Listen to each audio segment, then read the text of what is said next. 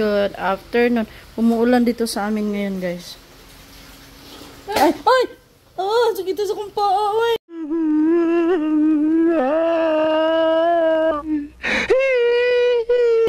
Sangit! Tingnan nyo, guys. Ah, umuulan. Umuulan.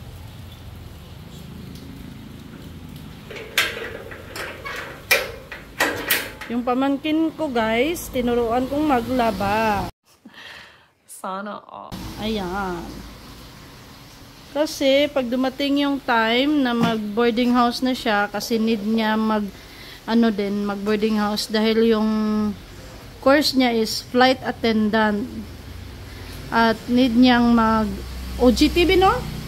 Need niyang mag-work or OJT sa isang airport kasi gusto niya talaga connected yung OJT niya sa airplane or airport, ganon. Pero pwede kang pumili, guys. Meron ding sa hotel, no? Meron ding hotel or restaurant ba yan, pero gusto niya is airport talaga. So pumipili pa siya kung saang airport dito sa amin gusto niyang ma-assign. Pero asa jud imong gusto, be? Lagindingan, Davao.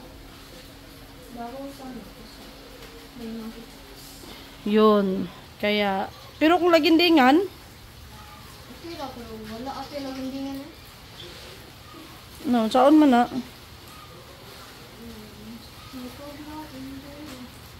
So, kailangan mo na niyang maghanap ng iba na lugar.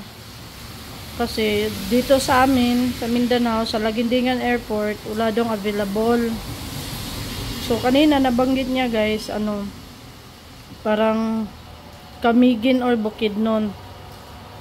Pipiliin pa niya kung alin. Sabi ko, Camiguin kasi maganda yung lugar sa Camiguin. Ha? Ha? Dili Airport. Dili Airport? Unsay mo? Kung Camiguin or Bukidnon kay museum. Museum? Or tourism office. Ah. So kung pipiliin niya yung Bukidnon or Camiguin, guys, hindi airport. Tourism office or ano to? Museum. Museum. Ang ingay ng mga sasakyan dito sa amin, guys. So yun. Ang dahilan kung bakit tinuturuan ko siyang maglaba ng sarili niyang mga damit. Para kahit papaano, alam na niya kung paano maglaba ng mga damit. Kasi 'di ba, mag-isa lang siya doon sa boarding house, walang tutulong sa kanya. So kailangan turuan talaga siya para alam na niya kung paano, ano ang dapat anuin. Second year college ka, no? Biruin nyo, second year college. Yung pag-OJT niya, hindi madali. Kaya, hindi pa yan tapos, guys. Mga ano pa yan, mga decolor. Mamaya is white. Pero plano ko, ako na lang muna maglaban ng white. Wow, maputi daw siya.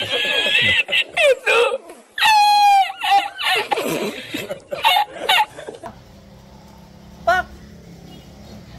Kulang lang yan sa kain, guys. So, laba time yung pamangkin ko ngayon, guys. Laba time. So, babayaan muna natin siya dyan. Hanggang sa matapos siya. Kasi mamaya ako naman yung maglaba ng mga puti na color. Kasi marunong naman siya. Kaya lang, gagamitin ko rin yung washing machine. Sabi ko, ako muna maglaba ng puti. Marami pa naman tayong ibang araw na mataas pa yung araw na pwede kitang turuan kung ano yung dapat mong gawin, kung paano yung unang proseso ng paglaba ng mga puti na damit. Sa uniform niya na pang school, tinuruan ko na siya, alam na niya paano labhin yun.